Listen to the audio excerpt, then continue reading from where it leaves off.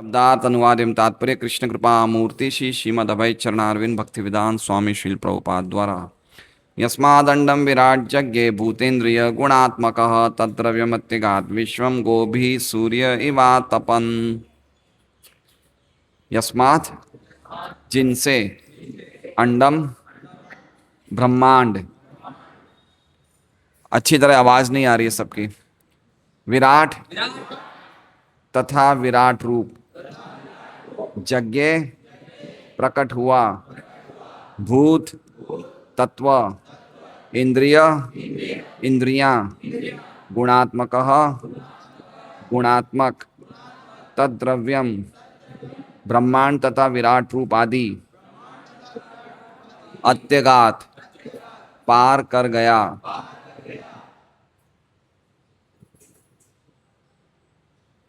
विश्वम समस्त ब्रह्मांडों को गोभी किरणों से सूर्य सूर्य इव सदृश आतपन किरणों तथा ताप को वितरित किया।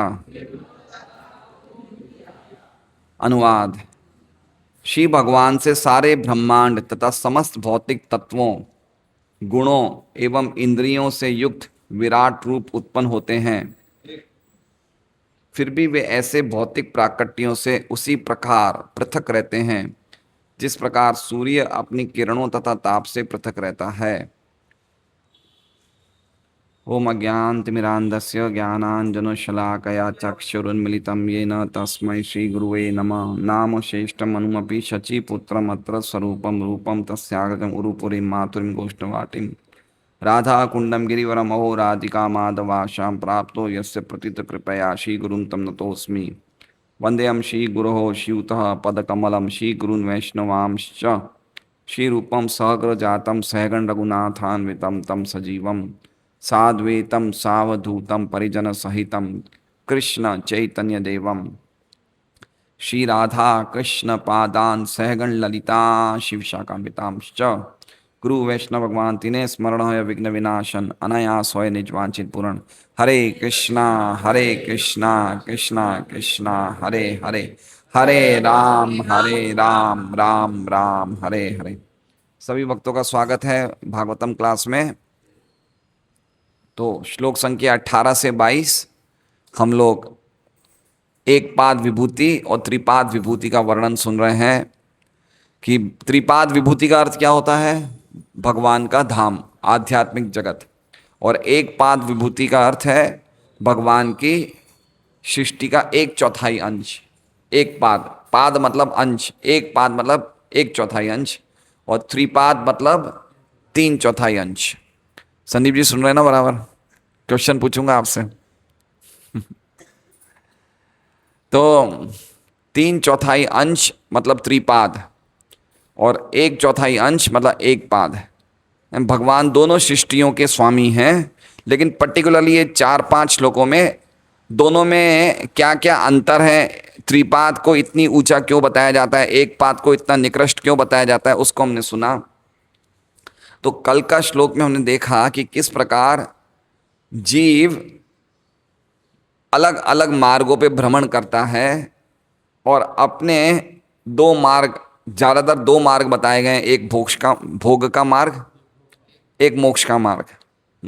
और अविद्या और विद्या के द्वारा प्रभावित होके वो इन अलग अलग मार्गों पे भ्रमण करता है, लेकिन इन दोनों चीज़ों की प्राप्ति के लिए उसे अल्टीमेटली श्री भगवान का ही सहारा लेना पड़ता है, चाहे भोग का मार्ग हो चाहे मोक्ष का मार्ग हो।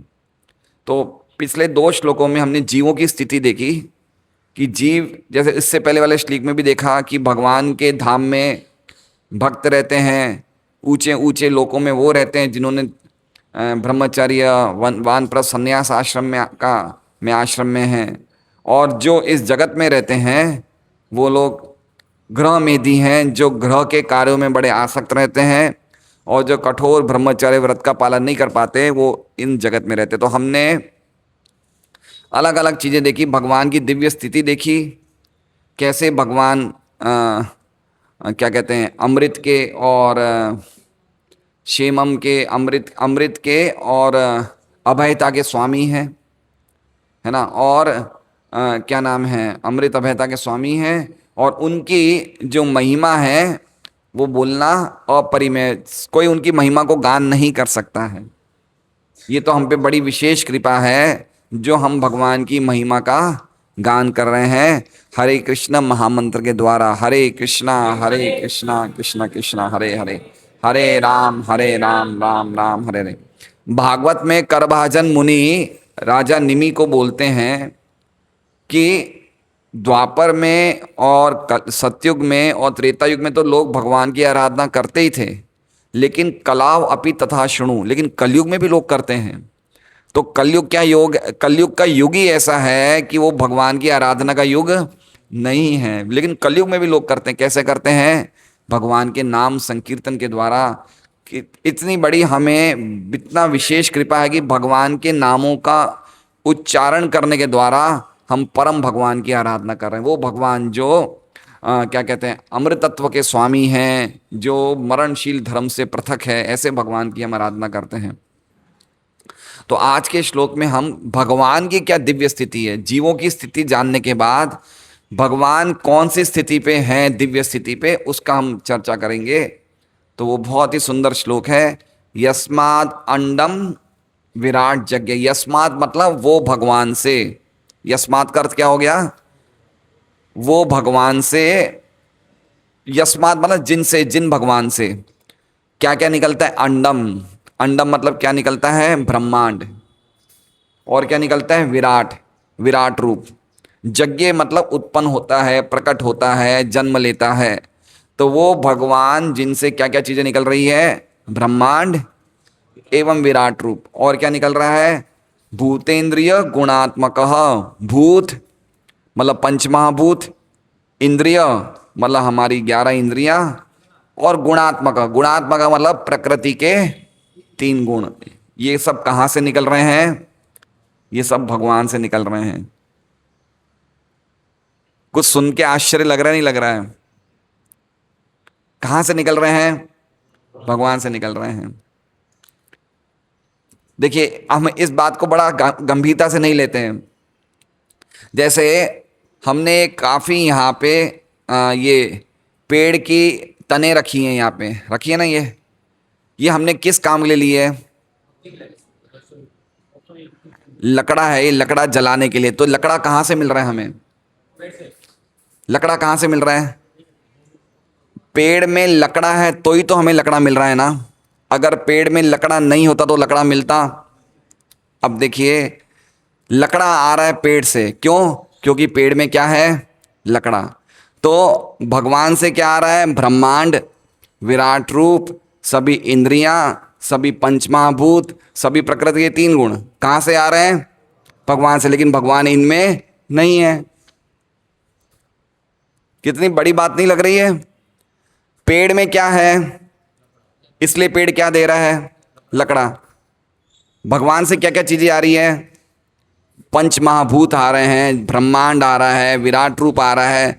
तो ये सब क्या भगवान इनसे बने हुए हैं क्या? नहीं, इनसे अलग है। पेड़ किससे बना हुआ है? लकड़े से, और लकड़ा दे रहा है। तो भगवान के अंदर क्या प्रकृति के 3 गुण हैं? नहीं है। पंचमहाभूत हैं? नहीं है। लेकिन भगवान सब कुछ दे रहे हैं, लेकिन इनके अंदर ये सब चीजें नहीं है। उनका खुद का रूप क्या है? सच्चिदानंद रूप है, हैं? सच्चिदानंद रूप है भगवान का। समझ रहे हैं? अब जैसे भगवान ने माँ यशोदा के सामने मुख खोला, तो मुख में क्या देखा भगवान का? सभी ब्रह्मांड देखे, सभी भौतिक तत्व देखे, काल देखा, सब कुछ देखा। लेकिन क्या भगवान इन चीजों के बने हुए हैं क्या? नहीं। लेकिन देने वाले कौन है? भगवान। तो ये एक विशेषता नहीं लग रही है? इन चीजों के बने हुए नहीं है, लेकिन देने वाले कौन है? भगवान। तो कह रहे हैं यस्मात् अंडम विराट यज्ञ। जिन भगवान से ब्रह्मांड उत्पन्न होता है, विराट रूप निकलता है, पंचमहाभूत निकलते। पंचमहाभूत पता है ना? भूमि, अग्नि, जल, वायु, आकाश। इंद्रियां निकलती है, 11 इंद्रियां हैं, 5 कर्मेंद्रिय, 5 ज्ञानेंद्रियां, मन और गुणात्मक 3 गुणों से युक्त।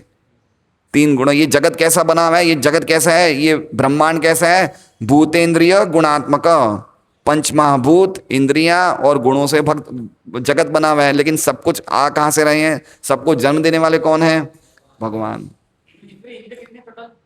11। अब आगे क्या कह रहे हैं, तद द्रव्यम, तद मतलब उन सबको, उन सबको मतलब जिनकी चर्चा मैंने करी है। ब्रह्मा जी कह रहे हैं द्रव्यम मतलब ये सब द्रव्य चीजें हैं, द्रव्य मतलब सब ये वस्तुओं को अत्यगात भगवान क्या करते हैं, पार कर देते हैं, पार करे हुए रहते हैं, मतलब इनसे परे हैं, है ना। विश्वम गोभी सूर्य इवातपन, ये सब अत्यगात विश्वम, ये सब विश्व को भगवान अत्यगात कर देते हैं, पार कर देते हैं, इनसे परे रहते हैं। तो उदाहरण दे रहे कैसे, गोभी सूर्य इवातपन, सूर्य मतलब सूर्य और गोभी मतलब सूर्य की किरणें, इव मतलब जैसे, तपन जैसे सूर्य की किरणें सूर्य से अलग हैं, सूर्य अपनी किरणों से परे है, उसी प्रकार भगवान इन सब चीजों से परे हैं। किन चीजों से परे हैं, ब्रह्मांड से, विराट रूप से, पंचमहाभूत से, इंद्रियों से, प्रकृति के तीन गुणों से। यद्यपि आ रहा है सब भगवान से ही, लेकिन भगवान इनसे परे हैं। अत्यगात विश्वम है, सभी विश्वों को भगवान ने अत्यगात कर दिया। अत्यगात मतलब बाईपास, सबसे निकल गए भगवान है। तो ये बात अद्भुत बात है। तो हम लोग क्या कहते हैं, श्रीधर स्वामी की टीका पढ़ेंगे। आप लोग से निवेदन है, देखिए एक बात बताएं आपको, हमें घर में रोज भागवत अध्ययन करना चाहिए। स्वाध्याय करना हमारा धर्म है। स्वाध्याय मतलब स्व मतलब खुद का, अध्ययन मतलब अध्ययन। तो स्वाध्याय हमें शास्त्रों करना चाहिए और श्रवण भी करना चाहिए, दोनों चीज हर व्यक्ति को करना चाहिए। लेकिन एक भक्तों की सभा होनी चाहिए जिसमें गीता भागवत की चर्चा होनी चाहिए। कलयुग का सबसे बड़ा ये ही शस्त्र है। हम जितना खुद जितना अध्ययन करेंगे, खुद जितना सुनेंगे, वही जब अध्ययन और वही सुनना, श्रवण और कीर्तन जब हम भक्तों की सभा में करेंगे तो भगवान की कथाओं में और ज़्यादा शक्ति प्रकट हो जाएगी। ये गीत भागवत में कपिल भगवान देवहूति को कह रहे हैं, सताम प्रसंगान मम वीर्य संविदो।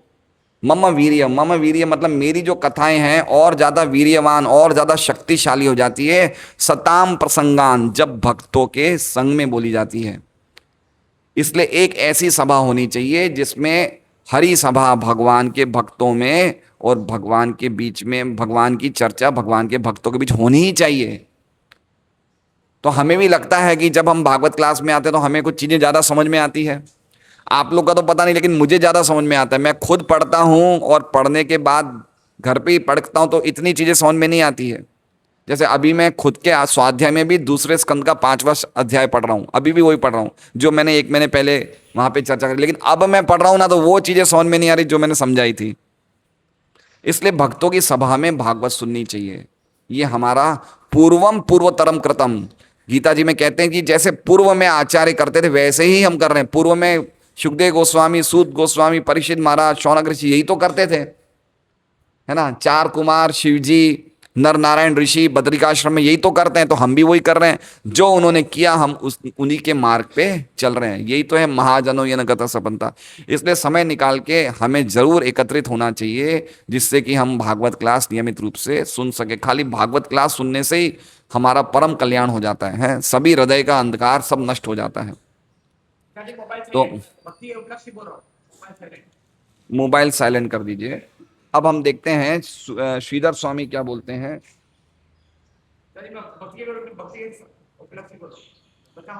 श्रीधर स्वामी कह रहे हैं, तदेवं विराट अंतर्वर्ती नाम फल वैचित्र्यम उक्त्वा।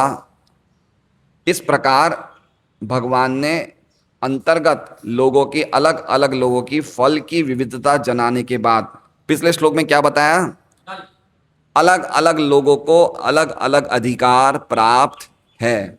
पिछली बार चर्चा करी थी ना। देखिए हम यहां भी देखेंगे तो कोई व्यक्ति झोपड़ी में रहता है और जैसे मान लीजिए कि अगर कोई व्यक्ति झोपड़ी में रहता है और पूर्णानंद प्रभु विनायका रेसिडेंसी में रहते हैं, तो इनके अधिकार एक हैं, अलग अलग हैं? अलग अलग है ना। किसको अधिकार ज्यादा प्राप्त है? पूनम प्रभु को। इनको सब कुछ फ्लैट में अच्छी तरह सुविधाएं मिल रही है, और जो व्यक्ति झोपड़ी में रहता है उसको वही सुविधाएं कैसे मिल रही है? समस्या मिल रही है। तो अधिकार कैसे मिलते हैं हमें? अधिकार, अधिकार मतलब ये किसी ने हमें अधिकार दिए हैं, लेकिन कैसे मिलते हैं? हमारी अवस्था के कारण। कैसे मिलते हैं? हमारे कार्यों के कारण, हमारे कर्म के कारण हम अपने अधिकार खुद उत्पन्न करते हैं। जैसे मान लीजिए एक ही परिवार में 4 लोग रहते हैं, एक व्यक्ति सुबह सुबह 4 बजे उठ जाता है, बाकी 3 व्यक्ति सुबह सुबह 7 बजे उठता है, सुबह 7 बजे 7:30 बजे उठते हैं, तो चारों के एक अधिकार नहीं होंगे। वो अपने अलग गंतव्य में जाएगा, बाकी 3 अलग गंतव्य में जाएंगे। इसलिए अपने अवस्था बनाना, अपने कार्य करना, ये हमारे क्षेत्र में है। हमें ये नहीं सोचना चाहिए कि ये हम एक ही परिवार के व्यक्ति हैं तो एक ही जगह जाएंगे। ये परिवार नहीं है, ये क्या है? ये धर्मशाला है, जो कुछ समय के लिए हम धर्मशाला में रुकें। धर्मशाला में कोई व्यक्ति जाता है, कितने दिन रुकता है? 3 दिन, 4 दिन, 5 दिन, 2 दिन। फिर सब यात्री कहाँ जाते हैं? अपने अपने गंतव्य पे चले जाते हैं। तो ये परिवार क्या है? ये एक धर्मशाला है, रेस्टोरेंट है जहां हम आए, या एक ट्रेन है, ट्रेन में हम 10-12 घंटा रहते हैं साथ में, फिर अपने अपने अलग अलग जगह जाते हैं। तो ये परिवार भी क्या है? ये एक ट्रेन जैसा है। या परिवार क्या है? धर्मशाला है, जिसमें हम अपने अपने गंतव्यों पे चले जाएंगे। तो हमें ये नहीं सोचना चाहिए जो सबको मिलेगा मेरे परिवार वालों को वही मिलेगा। नहीं, हमें हर एक व्यक्ति को अपने मार्ग पे चलना है। विश्वंग का अर्थ हमने कल सुना था। विश्वंग मतलब विशेष रूप से भ्रमण करने वाला। तो हम लोग भ्रमण करते आ रहे हैं, 84 लाख योनियों में, अनेक ब्रह्मांडों में भ्रमण कर रहे हैं। इसलिए अपने अपनी स्थिति हमें खुद को बनानी पड़ेगी। ये बात कह रहे हैं। आगे कह रहे हैं कि अब अलग अलग जीवात्माओं की स्थिति बताने के बाद विराट के कारणभूत भगवान की विलक्षणता बता रहा है ये श्लोक। क्या बता रहे हैं? भगवान की स्थिति कितनी विलक्षण है। कौन है ये? विराट के कारण स्वरूप। भगवान का विराट रूप परम रूप नहीं है। विराट के भी कारण कौन है? भगवान कृष्ण है ना। विराट रूप के भी कारण स्वरूप कौन है? भगवान कृष्ण है। तो उनकी विलक्षण स्थिति बताने के लिए ये मंत्र कह रहे हैं, तस्मात् विराट अजायत। अब ये देखिए, ये वापस किसका श्लोक है? ये पुरुष सूक्त का। हर एक श्लोक पुरुष सूक्त का है ना। और पुरुष सूक्त के श्लोक को ब्रह्मा जी अपने श्लोकों में प्रस्तुत कर रहे हैं। तो ये श्लोक कौन सा पुरुष सूक्त का कौन सा श्लोक है? तो कह रहे हैं तस्मात् विराट अजायत विराजो अधिपुरुष। तस्मात्, तस्मात् मतलब इसलिए विराट ने जन्म लिया। किससे? अधिपुरुष है, भगवान परम पुरुष से विराट ने जन्म लिया। ये कहाँ का श्लोक है? पुरुष सूक्त का। इसी श्लोक को अपने हिसाब से ब्रह्मा जी भागवत में प्रकट कर रहे हैं। आगे कह रहे हैं, जिनसे ब्रह्मांड उत्पन्न हुआ और उनमें से ही पंचमहाभूत, 11 इंद्रियां तथा गुणमय विराट उत्पत्ति हुई। वो ईश्वर विश्व जो विराट देह है और पंच महाभूत वाला द्रव्य रूप ब्रह्मांड का अतिक्रमण करके बाहर चले जाते हैं। जैसे सूर्य का उदाहरण देके, मतलब अंदर रहते हैं और फिर कहाँ चले जाते हैं? बाहर निकल जाते हैं। कौन? जैसे मान लीजिए मिथिलेश जी की बाइक चल रही है, आगे आगे चल रही है, और मेरी बाइक चल रही है पीछे। तो मैंने क्या किया? इनकी बाइक को ओवरटेक करके आगे निकल गया। तो भगवान क्या करते हैं? ब्रह्मांड में आते हैं, प्रवेश करते हैं और बाहर निकल जाते हैं। तो भगवान का ब्रह्मांड से कोई लेना देना नहीं है। ये हम प्रभुपाद जी के तात्पर्य में और विश्वनाथ चक्रवर्ती ठाकुर की टीका में अच्छी तरह समझेंगे इस बात को। तो विश्वनाथ चक्रवर्ती ठाकुर की टीका पढ़ते हैं। भगवान का आध्यात्मिक जगत 3/4 अंश का प्राकट्य, जिसे कहते हैं चित शक्ति। क्या कहते हैं? चित शक्ति। भगवान इस चित शक्ति वाले भगवान के धाम से बड़े आसक्त हैं। क्या कह रहे हैं? भगवान की आसक्ति किससे है? एक पाद विभूति से नहीं है। किससे है? त्रिपाद विभूति से है। और ये भौतिक जगत क्या है? ये माया शक्ति का 1/4 हिस्सा है। भगवान इस जगह से बिल्कुल भी झुकाव नहीं है, बिल्कुल भी आसक्त नहीं है, खाली उसकी सहायता करते हैं। क्या करते हैं? खाली सहयोग पहुंचाते हैं बस। और कोई इनसे भगवान का इस जगत से लेना देना कुछ नहीं है। क्या करते हैं? खाली सहयोग पहुंचाते हैं। क्या हमें पता है हम ऐसा क्यों करते हैं भगवान का हम लोगों से? हम लोग कहाँ बैठे हैं? हाँ, तो हम लोगों से भगवान का कोई लेना देना नहीं है, खाली हमें सहयोग पहुंचा रहे हैं। सहयोग पहुंचाने वाला समझ रहे हैं? प्रभुपाद जी की टीका पढ़ेंगे तो उसमें पता चलेगा। जैसे भगवान की बहुत सारी पत्नियां हैं। कितनी पत्नियां हैं? बहुत सारी है। तो भगवान की ये जो पत्नी है ना माया, उससे भगवान को कोई ज्यादा विशेष आसक्ति नहीं। जैसे मान लीजिए संदीप जी कड़ोदरा से आए, इनकी 4-5 पत्नियां हैं। कितनी पत्नियां हैं? और सब इनकी बिल्डिंग के आसपास रहती है। कोई इस बिल्डिंग में रहती है, कोई इसमें रहती है, कोई मंत्रराज में रहती है, कोई यहाँ रहती है। लेकिन ये किसके साथ रहते हैं? सुनीता माता जी। तो इनका झुकाव किसकी तरफ है? सुनीता माता जी रहते उनके साथ हैं। लेकिन क्या उनका उन दूसरी पत्नियों से संबंध है? सहयोग तो ये पहुंचाते। पैसा कौन देता है? हर महीने उनका खर्चा कौन देता है? इन्हें ही देना पड़ेगा। लेकिन संपर्क किससे है इनका? समझ रहे हैं बात को? अब ये पैसा देने भी खुद नहीं जाते हैं, खुद उनके घर पे जाके पैसा नहीं देते हैं दूसरी पत्नी को, नीचे वॉचमैन को दे देते हैं, जाओ पैसा दे देना। तो भगवान खुद अपनी शक्ति से या अपनी डायरेक्ट इस जगत को नहीं करते हैं, शिव जी के द्वारा ये जगत को प्रकट कर देते हैं। समझ रहे हैं? इतना ज्यादा भगवान अनासक्त हैं यहाँ की एक पाद विभूति। समझ रहे हैं बात को? मतलब भगवान देखना भी नहीं चाहते। जैसे संदीप जी दूसरी पत्नी को देखना नहीं चाहते, लेकिन संबंध तो है, क्योंकि सहयोग कौन पहुंचा रहे हैं? संदीप जी पहुंचा रहे, तो उनका संबंध तो है। लेकिन कौन सा संबंध है? खाली घर खर्च पहुंचा रहे हैं, इतना ही संबंध है। तो भगवान खाली यहाँ के लोगों का पालन कर रहे हैं, क्योंकि उसके बिना हम लोग रह नहीं सकते, इतना ही संबंध है। बाकी पूरा अटैचमेंट कहाँ पे है? त्रिपाद में, भगवान के धाम में। अच्छा, तो हमने कभी सोचा नहीं कि यहाँ के लोगों से या यहाँ के धाम से भगवान की आसक्ति क्यों नहीं है? क्यों नहीं है? भगवान वहां पे कितना आसक्त क्यों है? यहां पे आसक्ति क्यों नहीं? क्योंकि हमारे में वो भाव नहीं है। क्या? कि मैं कृष्ण की सेवा करूंगा, ये भाव नहीं है। आज मैं चैतन्य चैतमत पढ़ रहा था, तो उसमें आया कि चैतन्य महाप्रभु प्रकट होने वाले हैं, उससे पहले अद्वैत आचार्य, उनके माता पिता, उनके गुरु सब प्रकट हो जाते हैं। तो अद्वैत आचार्य जब जगत में आते हैं तो रोने लग जाते हैं, उनका हृदय करुणा से भर जाता है। वो क्या देखते हैं? अरे ये जगत में कुछ लोग पुण्य कर रहे हैं, कुछ लोग पाप कर रहे हैं, लेकिन किसी में भी कृष्ण प्रेम की कोई गंध नहीं है, कृष्ण भक्ति की सुगंध नहीं है इनमें। किसकी सुगंध नहीं है? कृष्ण भक्ति की सुगंध नहीं है।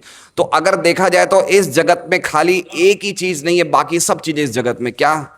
ये भाव कि मैं श्री कृष्ण की सेवा करूंगा, ये भाव नहीं है। बाकी सब चीजें इस जगत में, खाली इस भाव की कमी है। क्या? कि मैं श्री कृष्ण की सेवा करूंगा, इस भाव की कमी है। मैं श्री कृष्ण की शरणागत जाऊंगा, इस भाव की कमी है। बाकी लोग पुण्य पाप तो बहुत कर रहे हैं, पुण्य तो बहुत कर रहे हैं। हम में से कितने लोग भक्ति में आने से पहले अलग अलग जगह जाते थे? रेखा माता जी, आप शिव जी को पानी चढ़ाते थे ना, तो आप क्या भाव से चढ़ाते थे पानी? आपका हृदय का भाव क्या होता था?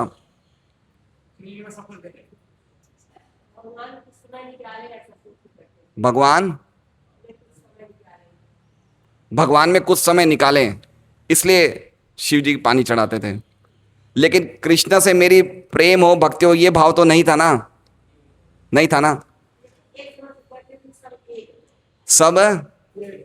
सब एक है, तो भाव तो गड़बड़ी होगा ना। समझ? मतलब हम लोग जो भी पुण्य करते हैं, हमारे पीछे भाव क्या रहता है बताइए आप लोग?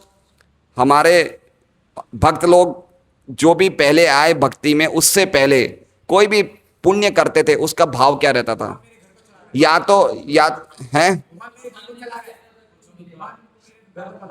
या तो हमें ये भाव रहता था कि भाई हमें सुख सुविधा मिले, या फिर ये भाव रहता था कि हमें कुछ नहीं चाहिए, हम खाली करने के लिए कर रहे हैं। लेकिन दोनों ही भाव गलत हैं। एक भाव में हम क्या मांग रहे हैं? कि हमें सुख सुविधा चाहिए, और दूसरे भाव में हम कुछ नहीं मांग रहे हैं। तो ये भी मांगना ही हो गया ना, कुछ नहीं। ये भी तो मांगना हो गया। क्या मांग रहे हो भाई? कुछ नहीं। तो इसलिए कृष्ण भक्ति मांगना ये ही असली भाव है। कात्यायनी की गोपियों ने पूजा करी, क्यों करी? हमें कृष्ण किस में मिले? पति मिल जाए हमें कृष्ण। तो ये भाव की कमी है। ये भाव हमें भगवान की परंपरा से, गुरु की कृपा से ये भाव प्राप्त होता है कि हमें क्या करना है? हमें श्री कृष्ण की सेवा। हम लोग सब लोग महामंत्र पहले भी लेते होंगे, हरे राम राम राम हरे हरे, हरे कृष्ण हरे। लेकिन ये हमें किसने सिखाया कि हे कृष्ण, हे राधा रानी, आप हमें अपनी सेवा में लगाएं? ये भाव की कमी है। तो ये भाव इस जगत में नहीं है, इसलिए भगवान इस जगत के लोगों से अटैच, अरे छोड़ो यार, पहुंचा दो इन्हें, अपना खर्चा वर्चा पहुंचाओ, ये बता रहे, ये दिव्य स्थिति बता रहे हैं भगवान की। तो हमें कौन सा भाव प्रकट करना है? ये सेवा का भाव। ये सेवा, देखिए सब योग्यता देने वाले भगवान हैं। हमारे अंदर जो भी योग्यताएं देने वाले कौन हैं? भगवान है। खाली हमें एक भाव उदित करना है, क्या? मैं आपकी सेवा में लगा रहा हूं। तो कितनी, प्रभुपाद को कितनी योग्यता दी, पूरे दुनिया में कृष्ण भक्ति का प्रचार किया। क्यों? क्योंकि उनकी गुरु की इच्छा को पूरी करने की उनकी सेवा का भाव था, तो उन्हें सब कुछ शक्ति दे दी। तो उसी प्रकार से हमारी क्या इच्छा होनी चाहिए? मैं आपकी सेवा में लगा रहा हूं, ये भाव होना चाहिए। तो भगवान हमें भक्ति करने के लिए और प्रचार करने के लिए सभी योग्यताएं देंगे, सभी शक्ति देंगे। तो ये भाव की कमी है, इसलिए भगवान यहां से आसक्त नहीं है। और गीता जी में भगवान कहते हैं, समोहम सर्वभूतेषु न मे द्वेष्यसि न प्रिय ये भजन्ति तु माम भक्त्या मयि ते तेषु चाप्यहम्। मैं सभी प्रकार के लोगों से समभाव हूं, ना मेरा कोई प्रिय है ना कोई अप्रिय, लेकिन जो मेरी भक्ति करता है वो मेरे में है, मैं उसमें हूं। इसलिए ये भाव होना जरूरी है। तो हम लोग रोज महामंत्र का उच्चारण करें ये भाव से कि आप हमें अपनी सेवा में लगाएं। ये भाव से भगवान अति प्रसन्न होते हैं, देवी देवता प्रसन्न होते हैं, सभी प्रसन्न हो जाते हैं। ये भाव होना चाहिए हमारा। हरे कृष्णा कृष्णा कृष्णा हरे हरे, हरे राम राम राम हरे हरे। ये हृदय का भाव होना चाहिए हमारा। आगे कह रहे हैं कि भगवान इस जगह से बिल्कुल भी आसक्त नहीं है, खाली सहायता पहुंचाते हैं। और इस भगवान से, इस पुरुष से अंडम विराट जन्म लेता है। पुरुषम मतलब, पुरुषम का शब्द है ना, पुरुषम पिछले श्लोक में शब्द था, पुरुषम शब्द था ना पिछले श्लोक में, पुरुषस्तु उभयाश्रय। तो ये पुरुष से कौन जन्म लेते हैं? अंडम मतलब ब्रह्मांड, और कौन लेते हैं? विराट पुरुष। भगवान द्रव्य, भू पंचमहाभूत, इंद्रियां और गुणों के साथ इस विराट रूप में प्रवेश करते हैं, इसको प्रकट करते हैं और इससे निकल जाते हैं। अत्यघात का मतलब क्या हुआ? पहले तो इनको प्रकट किया, सभी तत्वों को प्रकट किया, उसके अंदर प्रवेश किया और उससे बाहर निकल गए। भगवान कितने टाइम में निकलते हैं बताइए? कितनी देर रुकते हैं भगवान? एक क्षण। इस जगत में कितनी देर रुकते हैं? एक क्षण ब्रह्मा जी के 100 साल हो जाते हैं। ब्रह्मा जी के 100 साल हो जाते हैं एक क्षण। तो जगत जब तक रहता है, जब तक भगवान रुकते हैं तब तक जगत रहता है, जैसे निकल गए जगत खत्म। समझ रहे हैं भगवान को क्या कह रहे हैं? भगवान आते हैं और इससे निकल जाते हैं, इससे कोई भी प्रकार की आसक्ति नहीं है। अब एक बात समझिए, भगवान में इस भौतिक जगत के प्रति कोई प्रकार की आसक्ति नहीं है। तो भगवान, माँ बाप के गुण किस में आते हैं? बच्चों में आते हैं। भगवान के गुण किस में आने चाहिए? भक्तों में। भक्तों में आने चाहिए ना। तो भक्तों को भी क्या होना चाहिए? अनासक्त होना चाहिए इस जगत से, ज्यादा पसारना नहीं चाहिए। पसार मतलब समझ रहे हैं? पसार मतलब ज्यादा अपने आप को फैलाओ मत। फैलाओ मतलब समझ रहे हैं? अपने घर को या अपने परिवार को या अपनी संपत्ति को ज्यादा फैलाना नहीं, तो पसर जाओगे। बोलते पसर गया यहाँ पे, पसर जाओगे यहाँ पे। तो पसरना नहीं है, तुरंत निकलना है यहाँ से। क्या करना है? निकलना है। जैसे भगवान तुरंत निकल जाते हैं, वैसे भक्तों को भी तुरंत तैयार रहना चाहिए। देखिए पांडवों का दृष्टांत देखिए, भगवान नहीं थे, तुरंत निकल गए। अबे हमें राजवाज नहीं करना है। तो भक्तों को तुरंत तैयार रहना चाहिए। किसके लिए? मृत्यु के लिए, कि कभी भी मृत्यु आ सकती है। हमें तो कृष्ण के पास जाना है। उनको निश्चित होता है हम कृष्ण की सेवा करेंगे, चाहे हम यहाँ रहें, चाहे हम मृत्यु के पहले या मृत्यु के बाद क्या करना है? कृष्ण की सेवा करना है। एक बड़े वो थे, क्या नाम है, एक साधु थे, है ना। तो प्रभुपाद ये कथा बहुत बहुत सुनाते हैं। एक साधु एक राजा के पास आते हैं। तो राजा के दरबार में वो 4 लोगों से मिलते हैं। एक तो राजकुमार से, एक भक्त से, एक ब्रह्मचारी से मिलते हैं, एक राजकुमार से मिलते हैं, एक भक्त से मिलते हैं और एक मिलते हैं शिकारी से। तो राजा बोलते हैं आप आए हमारे दरबार में है साधु जी, आप इन 4 को आशीर्वाद दीजिए। तो सबसे पहले राजकुमार को आशीर्वाद देते। क्या बोलते हैं? राजा का बेटा था, बड़ा ऐश्वर्यवान, कोई चीज़ की कमी नहीं। तो राजकुमार को बोलते हैं कि तुम हमेशा जीते रहो मरना मत। क्या बोलते हैं? तुम हमेशा जीते रहो मरना मत। फिर ब्रह्मचारी को मिलते हैं जो तपस्या करे, उसे बोलते हैं तुम मर जाओ, तुम मत जियो। फिर तीसरे मिले वो भगवान के भक्त को, बोले तुम मरो भी जियो भी। और चौथे मिले शिकारी को, बोले तुम ना तो मरो ना जियो। तो राजा बड़ा आश्चर्यचकित हो गया, बोले चारों को अलग अलग आशीर्वाद दिया आपने, क्या चक्कर है बताइए। तो राजा ने, वो साधु ने कहा, सबसे मैंने पहले आपके बेटे को आशीर्वाद दिया, तुम मरो मत हमेशा जियो। तो इसका अर्थ क्या हुआ कि इसने इतना ऐशो आराम भोग रहा है, ये मरने के बाद कहाँ जाएगा? कहाँ जाएगा? ये नरक जाएगा। इसलिए से बोला कि तुम हमेशा तुम जीते रहो मरना मत, मरोगे तो नरक जाओगे। फिर उन्होंने कहा अच्छा चलिए, ब्रह्मचारी को तपस्या करे से आपने बोला मर जाओ जियो मत, इसे क्यों दिया? बोले ये मरने के बाद सीधा भगवान के धाम जाने वाला है, तो तुम जी क्यों रहे हो? मरी जाओ ना तुम। मरने के बाद कहाँ जाने वाले हो? तुम भवसागर को छोड़ने वाले हो, तो इससे अच्छा मर जाओ, जी क्यों रहे हो? तो इसलिए मैंने उनको ये आशीर्वाद दिया। बोले अच्छा भक्त को क्यों ऐसा बोला कि जिए जियो या मरो जो भी करो? बोले जीते जी भगवान की सेवा कर रहे हैं और मरने के बाद क्या करेगा? भगवान की सेवा करेगा, इसलिए ये आशीर्वाद दिया। फिर बोले शिकारी को क्यों बोला कि ना मरो ना जियो? बोले वो जीते जी इतने गंदे काम कर रहा है, पशुओं को मार रहा है, तो उसका जीने का क्या फायदा? और मरने के बाद नरक जाएगा तो मरने का भी क्या फायदा? तो उसको मैंने क्या आशीर्वाद दिया? ना जियो ना मरो। तो ये किससे कह रहा हूं? भक्तों के जीवन से, कि उन्हें तैयार रहना चाहिए भगवान की सेवा करने के लिए, उन्हें नरक भी जाना पड़े उसके लिए तैयार रहना चाहिए। तो ये बता रहे हैं कि भगवान आते हैं और इस जगत से निकल जाते हैं। इसका मतलब यहां से जाने के बाद वो कहाँ जाते हैं? अपने धाम में त्रिपाद विभूति में हमेशा रहते हैं। तो भगवान का निवास स्थान क्या है? त्रिपाद। भगवान वहां हमेशा रहते हैं, यहां पे खाली पालन पोषण करके चले आए। क्या उदाहरण दे रहे हैं? सूर्य का दे रहे हैं कि वो सूर्य देव कहाँ रहते हैं? अपने लोक में, सूर्य लोक में। लेकिन पूरे जगत को क्या दे रहे हैं? पूरे जगत को किरण, गोभीर इवातपन, गोभी किरणों से पूरे जगत को चला रहे हैं, लेकिन खुद कहाँ हैं? अपने सूर्य लोक में। तो उसी प्रकार से भगवान अपनी शक्तियों से पूरे जगत को चला रहे, लेकिन खुद कहाँ पे है? त्रिपाद विभूति में, अपने धाम में है। ये प्रभुपाद विश्वनाथ चक्रवर्ती ठाकुर की टीका है। प्रभुपाद का तात्पर्य पढ़ते हैं, इतना अद्भुत है भागवतम। डेली नियमित रूप से हम सुनते रहेंगे। हम सोच रहे हैं रविवार को भी चालू करें, लेकिन कुछ थोड़ी बहुत समस्याएं आ रही है, हमारा डिस्ट्रीब्यूशन रहता है, उसको कैसे एडजस्ट करना है, लेकिन हमें डेली रखना चाहिए। और हो सकता है रविवार को तो ज़्यादा लोग आए, क्योंकि छुट्टी होती है ना, इसलिए ज़्यादा लोग आए। काफ़ी माताएं आती है, जो पति देव नहीं आ पाते तो रविवार को आ सकते हैं, इसलिए हम रविवार को भी सोच रहे हैं। देखो अब क्या होता है, हैं? हाँ कुछ करेंगे, कुछ ना कुछ प्लानिंग करेंगे, भगवान ने चाहा तो। तात्पर्य पढ़ते हैं, देखिए अब ध्यान से पढ़िएगा, सुनिएगा। पिछले श्लोक में परम सत्य को पुरुष या पुरुषोत्तम कहा गया है। परम पुरुष तो अपनी विभिन्न शक्तियों के कारण ईश्वर या परम नियंता होते हैं। श्री भगवान की भौतिक शक्ति का एक पाद विभूति प्राकट्य श्री भगवान की अनेक दासियों में से एक दासी की तरह है। तो हमने जो उदाहरण दिया था ना, भगवान की कितनी दासियां हैं?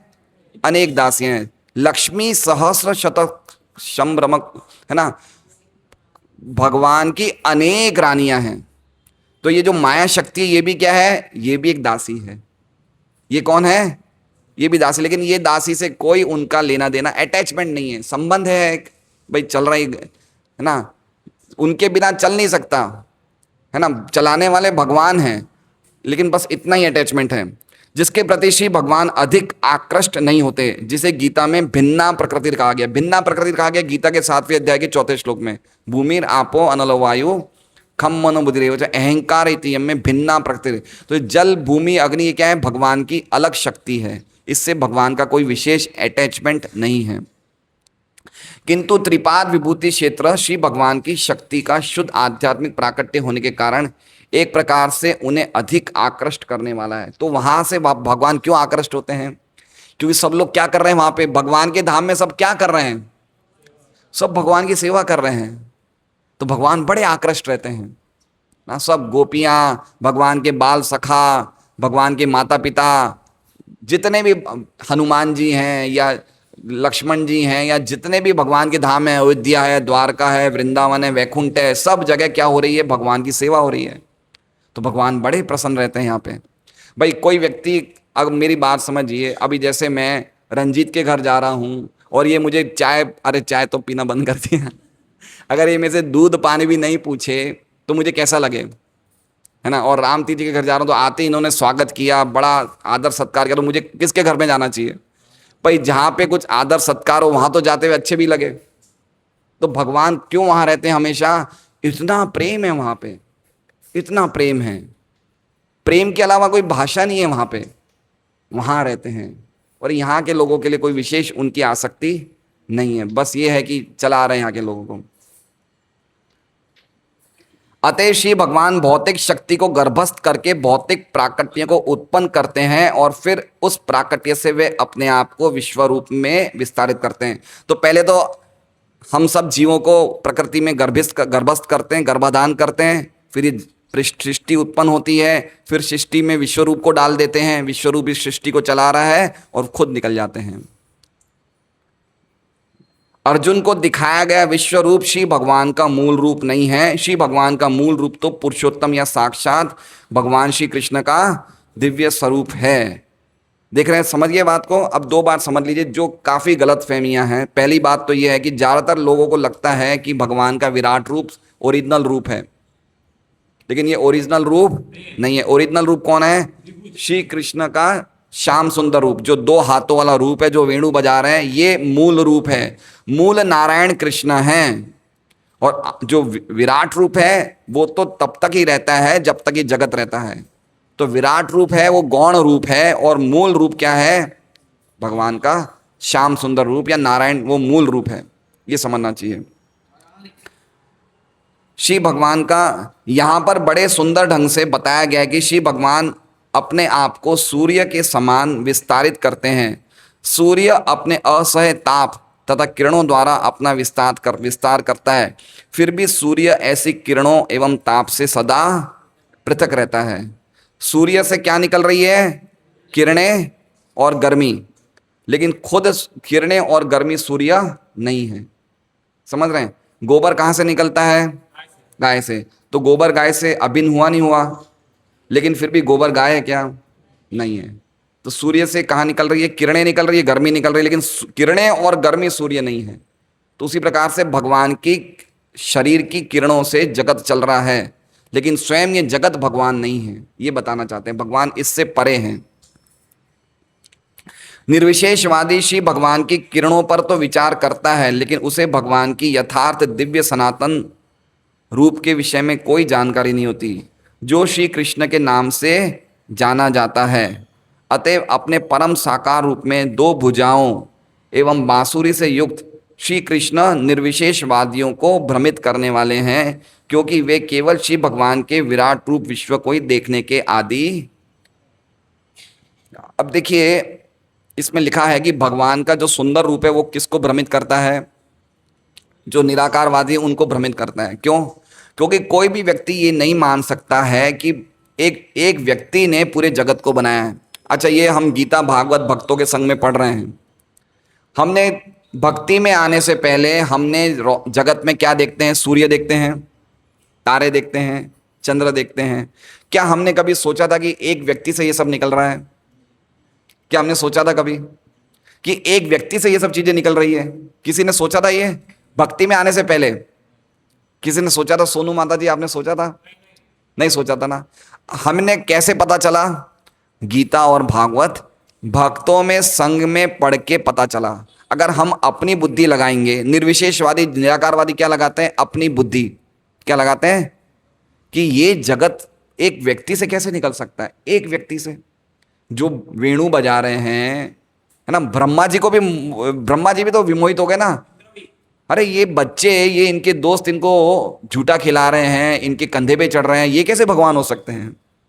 तो उनकी परीक्षा करिए। उनके बछड़े और उनके सखा सबको भगवान ब्रह्मा जी छुपा देते हैं। तो उसी प्रकार से अगर हम अपने दिमाग लगाएंगे कि एक व्यक्ति से कैसे ये सब चीज़ें निकल रही, तो हम भ्रमित हो जाएंगे। इसलिए हमें किन का आश्रय लेना चाहिए? शास्त्र का, गीता भागवत, साधु संतों का, जो भगवान के शुद्ध भक्त हैं। जब तक उनके मुख से नहीं सुनेंगे तब तक हम लोग निराकारवाद ब्रह्मवाद के चक्कर में हमेशा पड़े रहेंगे। हमारी मन की भावनाएं या हमारे हृदय की जो विचार हैं वो शुद्ध नहीं होंगे। ये बात है। उन्हें ज्ञान होना चाहिए कि सूर्य की किरणें सूर्य के लिए गौण हैं, उसी प्रकार श्री भगवान का निर्विशेष विराट रूपी साकार पुरुषोत्तम व्यक्तिगत रूप से गौण है। गौण मतलब समझ रहे हैं, सूर्य पहले आया, किरणें पहले आई। सूर्य, सूर्य से किरणें आई या किरणों से सूर्य आया? सूर्य से किरणें आई ना, तो भगवान से उनकी किरणें आई। उनकी किरणें मतलब विराट रूप या निराकार रूप, निर्विशेष ब्रह्म ज्योति कहां से आ रही है? भगवान से आ रही है ना। कोई व्यक्ति के चेहरे से चमक आ रही है तो चमक पहले आई या चेहरा पहले आया? चेहरा पहले आया ना। तो उसी प्रकार से इतनी सिंपल बात भी वो लोग नहीं समझते हैं। वो क्या कहते हैं? निराकार से साकार आया। ये गीता जी का एक श्लोक है जिसमें भगवान इन लोगों को मूर्ख बताते हैं। अव्यक्तम व्यक्तिम आपन्नम, 7वें अध्याय का 24वां श्लोक पढ़ लीजिएगा। अव्यक्तम व्यक्तिम आपन्नम मन्यते माम अबुद्धय। जो अबुद्धि वाले हैं वो क्या सोचते हैं? पहले भगवान का कोई रूप नहीं था, अब वो रूप लेके आए हैं। लेकिन ये सही नहीं, भगवान का रूप सनातन है और उस सनातन रूप से भगवान की निर्विशेष ब्रह्म ज्योति आती है। ब्रह्म संहिता द्वारा इस कथन की पुष्टि निम्न प्रकार से होती है। बहुत सुंदर श्लोक है ये। आनंद चिन्मय रस प्रतिभाविताभिस्ताभिर्य एव निज रूपतया कलाभि गोलोक एव निवसत्य किलात्म भूतो गोविंदमादि पुरुषम तमहम भजामि। पूर्ण पुरुषोत्तम भगवान गोविंद जो अपनी व्यक्तिगत शारीरिक किरणों द्वारा प्रत्येक व्यक्ति की इंद्रियों को सजीव बनाते हैं, अपने दिव्य धाम गोलोक में निवास करते हैं, तो भी वे अपनी लादनी शक्ति के समान प्रसन्न आध्यात्मिक किरणों के प्रचार से अपनी सृष्टि के कोने कोने में उपस्थित रहते। मतलब क्या हो गया? गोलोक एवं निवसत्य अखिलात्म भूतो। गोलोक एवं निवासित, भगवान कहाँ पे निवास कर रहे हैं? गोलोक में, अपने धाम में। लेकिन अखिल आत्म भूतो, लेकिन है कहाँ पे? अपने निर्विशेष रूप से सब जगह व्याप्त है। अखिल आत्म भूतो, हर एक भूत में, हर एक जीव में, हर एक वस्तु में भगवान प्रवेश कर गए। लेकिन जो भगवान का ओरिजिनल रूप है वो कहाँ है?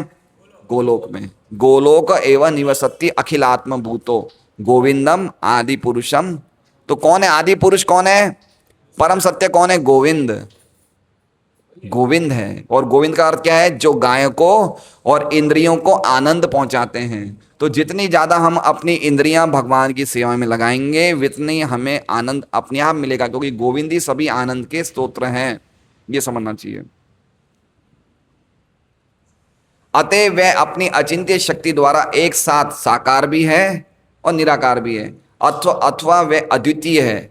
अद्वितीय का अर्थ समझ रहे हैं? अद्वितीय, अद्वितीय, अद्वितीय मतलब इस जगत में या कहीं भी भगवान के अलावा और कोई दूसरी सत्ता है ही नहीं। एक भगवान ही है सब कुछ।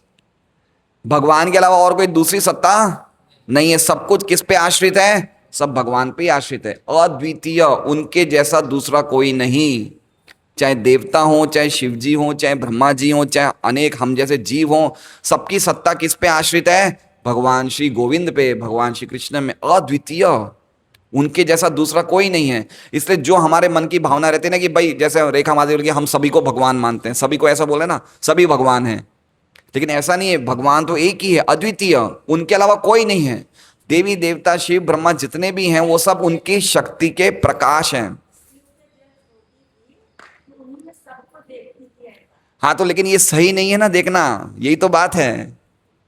उन्हीं में सबको देखते थे, मतलब उन्हीं से सब कुछ आया है, यही सोच रहे होंगे आप कि वो ही में सब कुछ है। लेकिन ऐसा नहीं है ना। भगवान श्री कृष्ण अद्वितीय है। देखिए शास्त्र में क्या बताया, शिव जी और कृष्ण का संबंध क्या बताया। आप समझना चाहते हैं? कौन जानते हैं शिव जी और कृष्ण का संबंध? देखिए, जो लोग ऐसा बोलते हैं हमारे शिव जी महान, और जो लोग बोलते हैं हमारे कृष्ण महान, ये दोनों सही नहीं बोल रहे हैं। पहले शिव जी और कृष्ण का संबंध समझ लीजिए। कृष्ण क्या है? दूध है। और शिव जी क्या है? दही है। क्या संबंध है? दूध। और अब बताइए दूध से क्या बनता है? दही से दूध बनता है क्या? दूध से दही बनता है। तो दही क्यों बनता है? क्योंकि हम दूध में क्या डाल देते हैं? जामन डाल देते, दही बन जाता है। उसी प्रकार से कृष्ण का वो रूप जिस रूप से वो जगत को चलाते हैं वो शिव जी हैं, है ना। क्यों? क्योंकि कृष्ण खुद प्रकृति के 3 गुणों के साथ नहीं संग करते, शिव जी के रूप में प्रकृति के 3 गुणों के साथ संग करते हैं।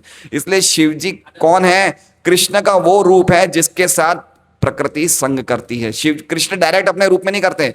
कृष्ण जो हम देख रहे हैं ये सीधा प्रकृति के 3 गुणों के साथ अटैचमेंट नहीं है।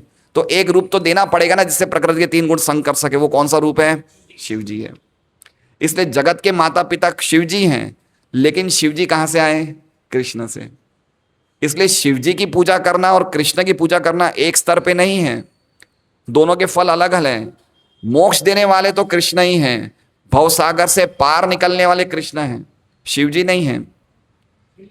शिव जी आपको भौतिक जगत के सब सुख दुख देंगे, लेकिन कृष्ण जो देंगे वो शिव जी नहीं दे सकते। देखिए रावण ने शिव जी की उपासना करी ना, है ना, लेकिन किससे वैर किया? राम से। क्या शिव जी बचाने आए रावण को? नहीं आए। हिरण्यकश्यप ने किसकी उपासना करी? ब्रह्मा की, लेकिन किससे वैर किया? भगवान से। क्या ब्रह्मा जी बचाने आए? नहीं आए। लेकिन इतने कितने दृष्टांत देखेंगे जब भक्त तकलीफ में होते हैं तो भगवान स्वयं बचाने आते हैं। इसलिए जेने कृष्ण राखे तेने कौन चाखे, जिनको कृष्ण रखना चाहते हैं उनको कोई नहीं मार सकता है। ये समझना चाहिए कि अल्टीमेटली इसमें क्या कह रहे हैं? अद्वितीय। अद्वितीय मतलब कृष्ण के अलावा और कोई नहीं है। ब्रह्मा है, शिव जी हैं, यहां तक भी जितने भी नारायण के रूप भी हैं वो सब कहां से निकल रहे हैं? कृष्ण से ही निकल रहे हैं। इसलिए कृष्ण को क्या किया है? एकम अद्वितीय, उनके अलावा दूसरा कोई नहीं है। वो ही एकमात्र पुरुष हैं, पुरुषोत्तम।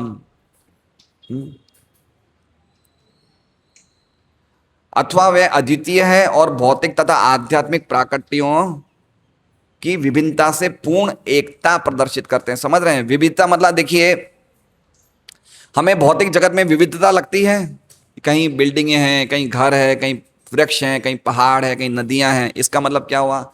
इसका मतलब ये हुआ कि भगवान का धाम है, वहां पे भी ये सब कुछ है, लेकिन उसी का ये एक प्राकृत रूप है। जैसे अगर हम गंगा जी के तट पे जाएंगे या कोई नदी के तट पे जाएंगे तो वृक्ष जो तट पे है, जब हम नदी में देखेंगे तो वृक्ष उल्टा दिखाई देता है, तो असली वृक्ष कहाँ है? तट पे। तो उसी प्रकार से हमें इस जगत में कुछ विविधताएं दिखाई दे रही है, सब अलग अलग चीजें दिखाई दे रही है, लेकिन इनका असली स्वरूप कहाँ है? भगवान के धाम पे। वहां पे सब कुछ है, बिल्डिंगें भी हैं, वहां पे घर भी हैं, वहां पे भगवान के क्या कहते हैं वृक्ष भी हैं, पहाड़ भी है, लेकिन वो सब कैसे हैं? चेतन हैं। चेतन मतलब समझ रहे हैं? यहाँ पे वृक्ष उड़ नहीं सकते, लेकिन वहां पे वृक्ष उड़ सकते हैं, है ना। गाय वहां पे कितनी है? कामधेनु गाय, कोटि कोटि गाय हैं। तो भगवान के धाम कैसे हैं? कामधेनु गाय। और ये भौतिक जगत कैसा है? ये बकरी है। क्या है? बकरी। चैतन्य चैताव्रत में है, अगर भगवान की हजारों लाखों गाय हैं और एक बकरी खो जाए तो भगवान को दुख होगा क्या? बकरी को संस्कृत में बोलते हैं अजा। क्या बोलते हैं? अजा। तो भौतिक जगत कैसा है? ये बकरी है। ऐसे 10-12 ब्रह्मांड चले भी जाए तो भगवान को कोई फर्क? भगवान तो कोटि कामधेनु के स्वामी हैं, है ना। अगर हमारी कोई गौशाला हो, उसमें 100-200 गाय हैं, एक बकरी हो, बकरी चली जाएगी तो हमें दर्द होगा क्या? लेकिन गाय चली जाएगी तो कितना दर्द होगा, क्योंकि गाय से अटैचमेंट होता है। तो उसी प्रकार का भगवान के धाम से भगवान का अटैचमेंट है। बकरियां वकरियां 1-2 और चली गई, कोई दिक्कत नहीं। तो बकरी है ये ये भौतिक जगत क्या है? ये बकरी है भगवान का कोई अटैचमेंट नहीं है इससे। तो हमें क्या करना है? भगवान ने प्रेम पत्र दिया। क्या दिया भगवान ने? प्रेम पत्र। क्या दिया? प्रेम पत्र। ग्रंथ दिए। क्या दिए? गीता, भागवत, साधु संतों की वाणी। ये क्या है? भगवान की तरफ से प्रेम पत्र है। अब हमें क्या लिखना है? हमें भी एक प्रेम पत्र लिखना है। वो क्या है प्रेम पत्र? हरे कृष्णा कृष्णा कृष्णा हरे हरे, हरे राम राम राम हरे। तो कौन कौन प्रेम पत्र लिखने के लिए तैयार है? तो 16 चिट्ठियां रोज लिखनी है। कितनी चिट्ठियां? 16 चिट्ठियां, है ना। एक चिट्ठी नहीं, 16 चिट्ठियां, है ना। हरे कृष्णा ऐसे 16 मालाएं रोज करनी चाहिए इस महामंत्र की। तो हमारा हृदय में जब प्रेम उत्पन्न हो जाएगा, जब प्रेम विकसित हो जाएगा, फिर हम यहाँ नहीं रहेंगे, बकरियों के पास नहीं रहेंगे। हम कहाँ जाएंगे? कोटि कामधेनु गायों के पास, जहाँ भगवान उनको चरा रहे हैं। और है क्या है वो श्लोक? क्या है? चिंतामणि प्रकर सद्मसु कल्प वृक्ष। ये भगवान के धाम का वर्णन है ना। कल्प वृक्ष, ऐसे वृक्ष हैं जहां पे हम जो चाहे मिल सकता है। तो ए भगवान के धाम का वर्णन है। तो अब हमारा आज का जो श्लोक हो गया उसमें एक पाद त्रिपाद विभूति का अलग अलग वर्णन हो गया। अब एक बार हम लोग क्या करेंगे, जो हमने 5 श्लोकों में पढ़ा है उसमें त्रिपाद विभूति में क्या विशेषता है और एक पाद विभूति में क्या कमी है, उसको हम खाली आकलन कर लेते हैं, जिससे कि आपका श्लोक का सभी 5 श्लोक का एक बार रिवीजन हो जाएगा। खाली 2 मिनट में आकलन कर देते हैं। कि क्या क्या अंतर है।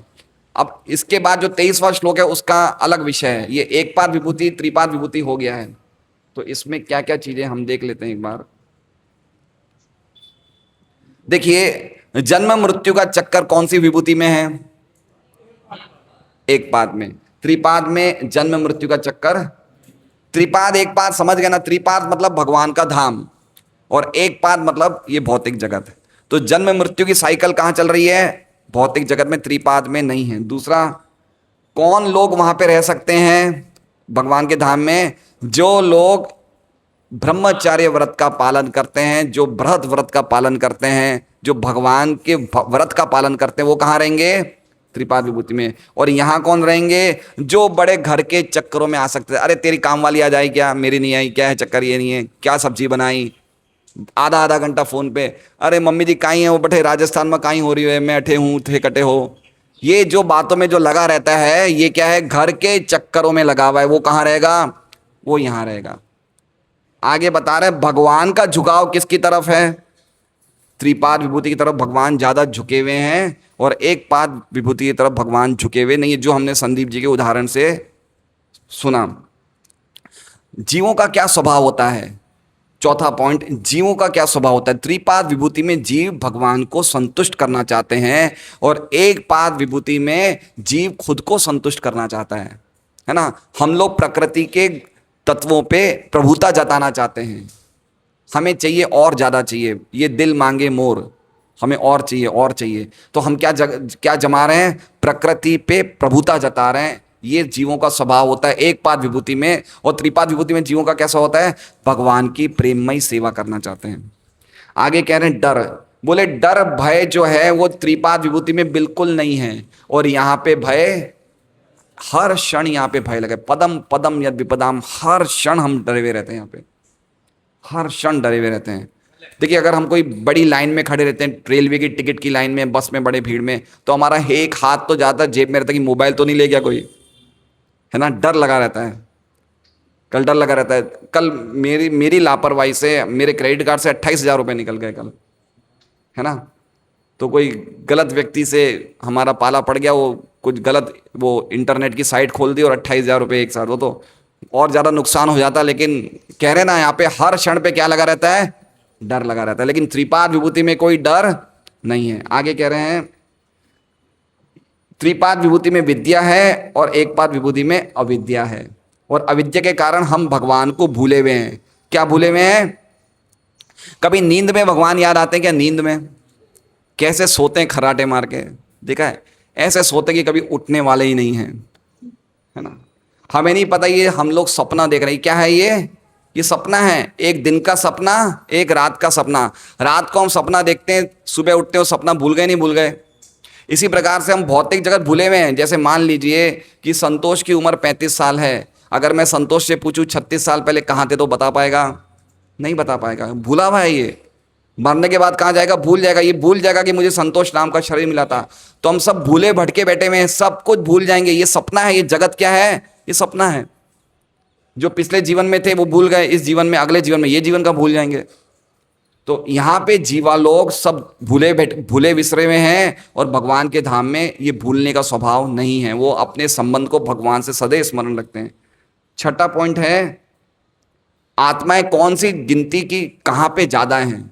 त्रिपाद विभूति में जाता है या एक पाद विभूति? यहाँ पे जो हमारी गिनती है बहुत कम है, भगवान के धाम में भगवान के भक्तों की गिनती बहुत ज्यादा है। सातवां है संधिनी का प्राकट्य। ये भगवान की सृष्टि का 1/4 हिस्सा है और त्रिपाद 75%, 3/4। और आठवां है सच्चिदानंद, सत चित और आनंद। सच्चिदानंद की अनुभूति भगवान की त्रिपाद विभूति में पूरी तरह से होती है और एक पाद विभूति में क्षण मात्र होती है। तो ये कितने पॉइंट हो गए? 3, 3, 6, 3, 9 पॉइंट हैं। त्रिपाद विभूति, एक पाद विभूति। मैं इसका व्हाट्सएप डाल दूंगा ग्रुप में, तो आप लोग अगर लिखा भी नहीं तो आपको ग्रुप में मिल जाएगा। इंग्लिश में होगा, आप बच्चे अच्छे सब घर में जानते हैं, हिंदी समझ लेंगे। हरे कृष्णा। श्रीमद् भागवतम की जय। शील प्रभुपाद की जय। हरे कृष्णा कृष्णा कृष्णा हरे हरे, हरे राम राम राम। कल एकादशी व्रत है, तो मेरा निवेदन है सभी भक्तों से, माताओं से, कि एकादशी व्रत का सदैव पालन करें। देखिए, जितने भी व्रत हैं, चौथ का व्रत है, नवरात्रि का व्रत है, पूनम का व्रत है, या जो भी व्रत हम रखते हैं, व्रतों का राजा कौन है? एकादशी। आप चाहे दूसरा व्रत करें नहीं करें, एकादशी का व्रत मत तोड़िए। चैतन्य महाप्रभु की माता थी शची माता। चैतन्य महाप्रभु ने शची माता से एक आशीर्वाद मांगा, माता आप मुझे एक प्रार्थना करिए। माता ने बोला बेटा क्या चाहिए? बोले आप एकादशी व्रत मत तोड़िए। क्योंकि उस समय ऐसा था कि जो साधवा होती है, जिनके पति नहीं मरे, उनको एकादशी नहीं रखनी चाहिए, जो विधवा होती है उनको रखनी चाहिए, ऐसी भावना थी। तो चैतन्य महाप्रभु की तो सची माता थी, उनके पिता भी थे जगन्नाथ मिश्र। तो चैतन्य महाप्रभु ने कहा कि नहीं आप एकादशी करेंगे, अपनी माता को कहा। तो एकादशी दिन को अगर हम अन्न खाते हैं तो स्कंद पुराण में कहा है कि पिता को, गुरु को, भाई को हत्या करने के बराबर पाप लगता है, इतना पाप है। तो अगर हमसे भूखा ना रह जाए तो दूध पी लें, फल ले लें, जल ले लें, फलाहार कर लें, लेकिन अन्न नहीं खाएं। और ज्यादा से ज्यादा क्या करना है? हरे कृष्णा कृष्णा कृष्णा हरे हरे, हरे राम, हरि कथा, हरि सत्संग, ये ज्यादा से ज्यादा करना चाहिए। गीता भागवत ज्यादा से ज्यादा पढ़ना चाहिए, हरि नाम ज्यादा लेना चाहिए। ये कल के हमारे मुख्य कार्य हैं। क्योंकि एकादशी तिथि माधव तिथि है। किसकी तिथि है? भगवान की तिथि है। जो जो कार्य हम एकादशी में करेंगे, भक्ति के करेंगे, उसका विशेष फल मिलता है। इसलिए एकादशी के दिन पूरा दिन भक्ति में लगे रहना चाहिए। तो कल माताओं की प्रोग्राम है, कल शाम को 4 बजे यहाँ पे माताओं का सत्संग है। तो हो सके तो आप लोग सब आइए, और मतलब आप लोग नहीं, माताएं, माताएं सब आइए, और ज़्यादा से ज़्यादा और माताओं को लेके आइए। तो एक अनाउंसमेंट ये था। और कोई अनाउंसमेंट है? हरे कृष्णा।